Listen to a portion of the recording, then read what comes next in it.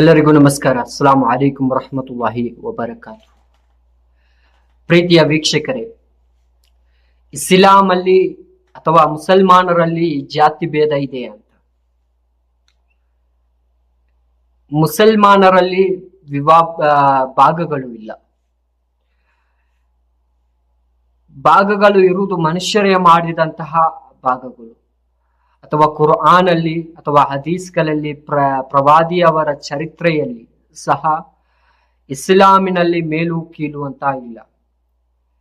ನಮಗೆ ನಾವೇ ದೊಡ್ಡವರು ಅಂತ ಹೇಳುವವರು ಪ್ರಪಂಚದಲ್ಲಿ ಇದ್ದಾರೆ. ಅದು ಎಲ್ಲಾ ಸಮುದಾಯದಲ್ಲೂ ಸಹ, ಹಿಂದೂಗಳಲ್ಲಾಗ್ಲಿ ಮುಸಲ್ಮಾನರಲ್ಲೇ ಆಗ್ಲಿ ಯಾರಲ್ಲಿ ಸಹ ನಾವೇ ದೊಡ್ಡವರು ಅಂತ ಭಾವಿಸುವವರು ಇರ್ತಾರಲ್ವ, ಅವರೇ ಮಾಡಿದಂತಹ ಕೆಲವೊಂದು ಸಂಘಟನೆಗಳು, ಅವರೇ ಮಾಡಿದಂತಹ ಕೆಲವೊಂದು ವಿವಾದಗಳು ಇಲ್ಲಿ ಈ ನಾಡಿನಲ್ಲಿ ಕಾಣ್ಲಿಕ್ಕೆ ಸಿಗತ್ತೆ. ಆದ್ರೆ ಮುಸ್ಲಿಂ ಸಮುದಾಯದ ನಾಯಕರು, ವಿಶ್ವಗುರುವಾದಂತಹ ಪ್ರವಾದಿ ಸಲ್ಲಲ್ಲಾಹು ಅಲೈಹಿ ವಸಲ್ಲಮರವರು ಯಾವತ್ತೂ ಸಹ ನೀ ಕಪ್ಪು ನೀ ಬಿಳಿ ಅಂತ ಜಾತಿ ಭೇದ ತೋರಿಸಲಿಲ್ಲ. ಇವತ್ತು ಕೆಲವರು ಹೇಳ್ತಾರೆ ಮುಸಲ್ಮಾನರಲ್ಲಿ ಕೆಲವೊಂದು ಪಂಗಡಗಳಿದೆ ಅಂತ, ಸಿಹಾ, ಸುನ್ನಿ, ಸಲಫಿ, ಇದೆಲ್ಲವೂ ಸಹ ಇದ್ರೂ ಸಹ, ಆದ್ರೆ ಅವರು ಧರ್ಮದ ವಿಚಾರದಲ್ಲಿ ಬಂದಾಗ ಅಥವಾ ಕುರ್ಆನಿನ ವಿಷಯದಲ್ಲಿ ಬಂದಾಗ ಅಥವಾ ಇಸ್ಲಾಮಿನ ವಿಷಯದಲ್ಲಿ ಬಂದಾಗ ಭೇದ ಭಾವ ಇರಲ್ಲ. ಯಾಕೆಂತ ಕೇಳಿದ್ರೆ ಅವರು ಓದುವಂತಹ ಕುರ್ಆನ್ ಒಂದೇ ಆಗಿರುತ್ತೆ. ಅವರು ಚರ್ಯ ಮಾಡುತ್ತಿರುವಂತಹ ಚರ್ಯ ವಿಶ್ವಾಸಕ್ಕೆ ತೆಗೆಯುವಂತಹ ನಾಯಕ ಅದಕ್ಕೆ ಪ್ರವಾದಿ ರಸೂಲುಲ್ಲಾಹಿ ಸಲ್ಲಲ್ಲಾಹು ಅಲೈಹಿ ವಸಲ್ಲಮರವರು.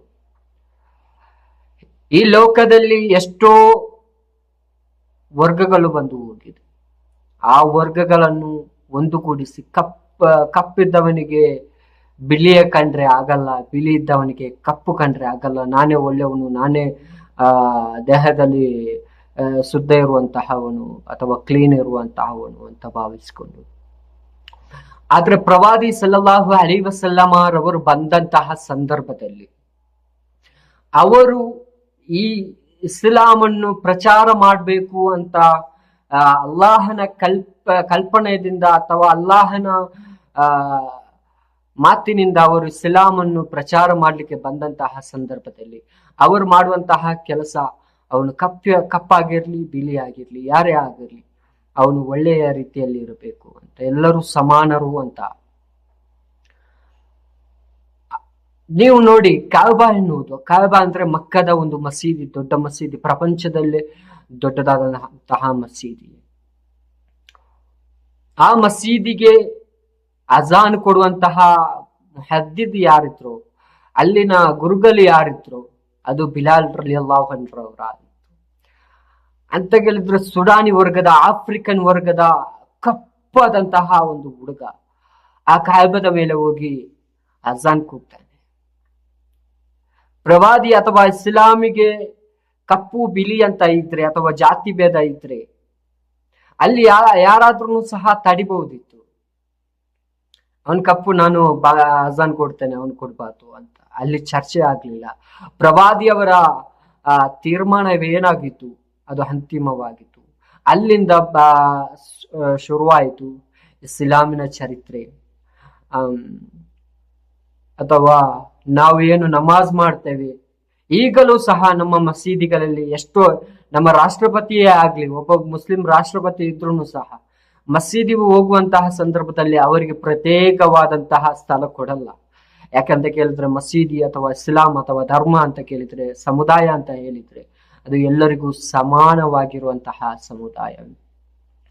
ಕೆಲವೊಂದು ಈಗ ಈ ಕಾಲಘಟ್ಟದಲ್ಲಿ ಕೆಲವೊಂದು ವಿವಾದಕ್ಕೆ ಎಡಾದಂತಹ ಕೆಲವೊಂದು ವಿಷಯಗಳು, ಅದರಲ್ಲಿ ಅಶ್ರಫಿಗಳು ಇದ್ದಾರೆ, ಸುನ್ನಿಗಳಿದ್ದಾರೆ, ಸಲ್ಫಿಗಳಿದ್ದಾರೆ, ಎಲ್ಲರೂ ಇದ್ರೂ ಸಹ ನಮಾಜಿನ ವಿಷಯದಲ್ಲಿ, ಅಜಾನಿನ ವಿಷಯದಲ್ಲಿ, ಕುರ್ಆನಿನ ವಿಷಯದಲ್ಲಿ ಅಥವಾ ಧರ್ಮದ ವಿಷಯದಲ್ಲಿ ಒಂದೇ ಆಗಿರ್ತಾರೆ. ಮತ್ತೆ ನಮಗೆ ನಾವೇ ದೊಡ್ಡವರು ಅಂತ ಭಾವಿಸುವವರಿಗೆ ಅವರಿಗೆ ಇದಕ್ಕೆ ಅವಕಾಶ ಇಲ್ಲ.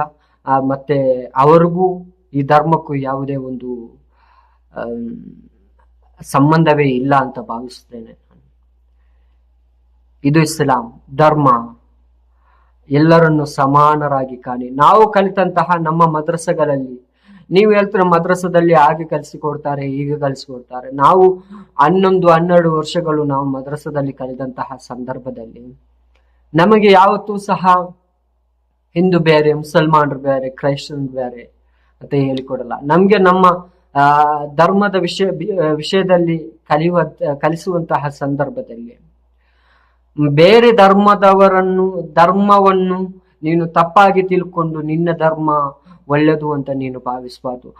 ಅವರು ಹೇಳುವಂತಹ, ನಮ್ಮ ಗುರುಗಳು ಹೇಳುವಂತಹ ಅಥವಾ ನಮ್ಮ ಪುಸ್ತಕಗಳು ಹೇಳುವುದು ಏನಂತ ಕೇಳಿದ್ರೆ, ಅಧ್ಯಯನ ಮಾಡಿ ಯಾವುದು ಒಳ್ಳೆದು ಯಾವುದು ಕೆಟ್ಟದು ಅಂತ, ನಿಮಗೆ ಯಾವುದು ಸರಿ ಕಾಣುತ್ತೆ ಅದನ್ನು ನೀವು ಸ್ವೀಕರಿಸಿ ಅಂತ.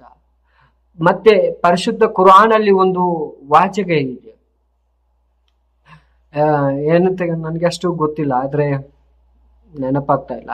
ಅದರಲ್ಲಿ ಹೇಳುತ್ತೆ, ನೀನು ನಿನ್ನ ದೇಶವನ್ನು ಮೊದಲು ನೀನು ಗೌರವಿಸು, ನಿನ್ನ ದೇಶವನ್ನು ನೀನು ಮೊದಲು ಗೌರವಿಸು, ಆ ನಂತರ ನೀನು ಒಳ್ಳೆಯ ಮುಸಲ್ಮಾನನಾಗ್ತಿ ಅಂತ. ನಿನಗೆ ನಿನ್ನ ದೇಶದ ಮೇಲೆ ಪ್ರೀತಿ ಇಲ್ವಾ, ನೀನೊಬ್ಬ ಮುಸಲ್ಮಾನನಲ್ಲ ಅಂತ ಹೇಳುವಂತಹ ಒಂದೇ ಒಂದು ಕುರ್ಆನಿನ ವಾಕ್ಯ, ಅದು ಇಸ್ಲಾಂ ಧರ್ಮದಲ್ಲಿರುವಂತಹದ್ದು. ನಾನು ಇಲ್ಲಿ ಜಾತಿ ಭೇದ ಅಂತ ಹೇಳ್ತಾ ಇರುವುದಲ್ಲ, ವಿಷಯಗಳು ಚರ್ಚೆ ಮಾಡಬೇಕಾದಂತಹ ಸಂದರ್ಭದಲ್ಲಿ ಆವಾಗ ನಾನು ಚಿಂತನೆ ಮಾಡಿದಂತಹ ಇದರ ವಿಷಯದಲ್ಲಿ ಯಾರು ಮಾತನಾಡ್ತಾರೋ ಯಾರು ಬಿಡ್ತಾರೋ ಗೊತ್ತಿಲ್ಲ, ಆದ್ರೆ ನನಗೆ ಹೇಳ್ಬೇಕಾದಂತಹ ಮಾತನ್ನ ಹೇಳಿದೆ. ಈ ದೇಶದಲ್ಲಿ ಇಸ್ಲಾಂ ಬಂದದ್ದು ಕೊನೆಗೆ ಎಷ್ಟೋ ಧರ್ಮಗಳು ಇತ್ತು. ಇದರ ವಿಷಯದಲ್ಲಿ ನಾನು ಬೇರೆ ವಿಡಿಯೋ ಮಾಡಿ ಹಾಕ್ತೇನೆ. ಆದ್ರೆ ಇಸ್ಲಾಂ ಯಾವತ್ತೂ ಸಹ ಹಿಂದೂ ಮುಸಲ್ಮಾನ್ ಅಂತ ಭೇದ ಭಾವ ತೋರಿಸಿಲ್ಲ. ನಿನ್ನ ಧರ್ಮ ನಿನಗೆ, ಅವರ ಧರ್ಮ ಅವರಿಗೆ. ನೀನು ನಿನ್ನ ಧರ್ಮವನ್ನು ನೀನು ಎಷ್ಟೋ ಗೌರವಿಸ್ತೀಯ, ಮತ್ತೊಬ್ಬರ ಧರ್ಮವನ್ನು ನೀನು ಗೌರವಿಸು ಅಂತ ಹೇಳಿದಂತಹ ಪ್ರವಾದಿಯ ಅನ್ಯಾಯಿಗಳು ನಾವು. ಅಷ್ಟೇ ಹೇಳಲಿಕ್ಕಿರುವುದು. ಜೈ ಹಿಂದ್, ಜೈ ಕರ್ನಾಟಕ. ನಮಸ್ಕಾರ.